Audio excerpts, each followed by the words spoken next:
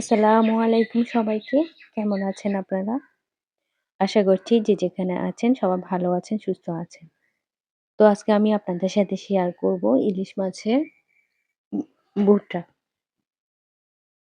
তার জন্য একটা কড়াইতে আমি তেল নিয়ে নিয়েছি। এই ভুট্টার মধ্যে একটু তেলটা বেশি লাগে। তাই জন্য আমি একটু বেশি করে তেল নিয়ে নিয়েছি। এরপরে আমি এর মধ্যে দিয়ে দিয়েছি টমেটো, রসুন কুচি আর পেঁয়াজ কুচি। তো রসুন, পেঁয়াজ কুচিটা আমি একটু বেশি করে দিয়েছি। রসুনটাও একটু বেশি করে দিয়েছি। তো পেঁয়াজ আর রসুন টা একটু বেশি করে দিলে এই ভুট্টাটা একটু বেশি ভালো লাগে। তো আমি একটা কাঁচামরিচ দিয়েছি। আমি বেশি ঝাল করব না, একটু কম ঝাল করব। যারা বেশি ঝাল খেতে পছন্দ করে তারা বেশি ঝাল দিতে পারে। এরপর আমি এর মধ্যে লবণ দিয়ে একটু নেড়ে-ছেড়ে পেঁয়াজটাকে একটু ভাজা, ভাজা করে নিচ্ছি। আর এরপরে বাদ-বাকি মসলাটা আমি দিয়ে দিব আরকি। এরপরে আমি এর মধ্যে সামান্য হলুদ দিয়েছি। মানে পরিমাণ মতো আরকি। আন্দাজ মতো হলুদ দিয়েছি, ধনে জিরা গুঁড়ো দিয়েছি। এরপরে একটু গুঁড়া মরিচ দিয়েছি। তো যারা একটু বেশি ঝাল খেতে পছন্দ করে তারা আরো একটু বেশি করে দিতে পারে। আমি একটু কম ঝাল করব। আর কাঁচা মরিচও যেহেতু দিয়েছি তাই মরিচটা আমি একটু বুঝে শুনে দিয়েছি আরকি। এরপরে একটু পানি দিয়ে আমি মসলাটাকে ভালো করে কষিয়ে নিব। পানি না দিলে আবার দেখা যাবে যে পুড়ে যাবে। তখন টেস্টটা চেঞ্জ হয়ে যাবে।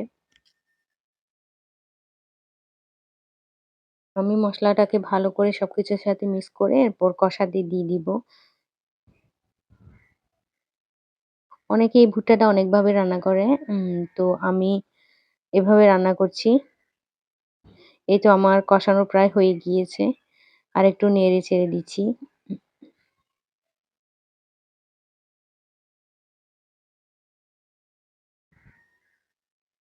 তো উম উম এরপরে আমি ভুট্টাটা দিয়ে দিব। মানে যে মাছটা আমি রেডি করে রেখেছিলাম, সেটা মাছের ফেসটা রেডি করে রেখেছিলাম সেটা দিয়ে দিচ্ছি। দিয়ে দেওয়ার পরে আমি এই সবগুলো সুন্দর করে মিক্স করে নিব। মসলার সাথে আরকি। তো এই মাছের পেস্টটা আমি রেডি করেছি। কিভাবে সেটা তো আপনাদেরকে বলা হয়নি। সেটা করতে মনে ছিল না। তো আ ইলিশ মাছ যেগুলো একটু নষ্ট হয়ে গিয়েছে, সেগুলো দিয়ে এই ভুট্টাটা করতে হয়। তো এর ম তো ইলিশ মাছটাকে ভালো করে ধুয়ে পরিষ্কার করে, কেটে পরিষ্কার করে এরপরে হালকা লবণ আর হলুদ দিয়ে মাছটাকে আমি একটু সিদ্ধ করে নিয়েছি। তো মাছটা আমি টুকরো করা ছাড়াই সিদ্ধ করে নিয়েছি যাতে করে কাঁটাটা আমি ভালো করে মানে কাঁটাটা গোটা, গোটায় থাকে। তো হালকা সিদ্ধ করার পরে আমি কি করে পানির মধ্যে মাছটা দিয়ে কাঁটাগুলো সুন্দর করে বেছে নিতে হবে।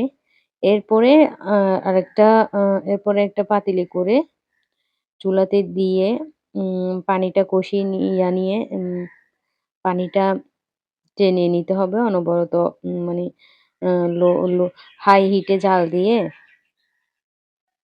মাছটা কমিয়ে নিতে হবে পানিগুলো। তো এরপর পানি কমে গেলে এরকম একটা পেস্ট হয়ে যাবে।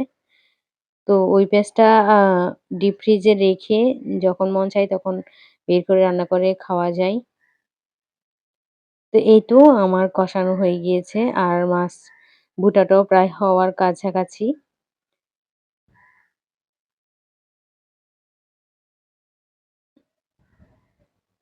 তো আমার এই মনে হচ্ছিল যে একটু তেল কম হয়েছে। তা আমি আরেকটু তেল দিয়েছি।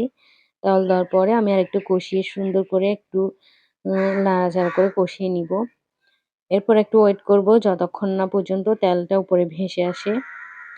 তো এই ভুট্টাটা যত বেশি ভাজা, ভাজা করা হবে তত বেশি টেস্ট হবে এটার। আর পেঁয়াজ, রসুন, টমেটো গুলো একটু বেশি করে দিলে আরো বেশি ভালো লাগবে। এই তো আমার মাছের ভুট্টাটা প্রায় হয়ে গিয়েছে। দেখতে পাচ্ছেন তেলটা উপরে উঠে এসেছে। আমি একটু কম করেই করেছি। যেহেতু আমি খাবো ২ জন মানুষ আমরা। আর বাকিটা আমি ডিপে রেখে দিয়েছি। পরবর্তীতে আর কখনো হয়তো কখনো করব। তো এই তো আমার হয়ে গিয়েছে। এখন আমি ধনেপাতা দিয়ে নামিয়ে ফেলবো।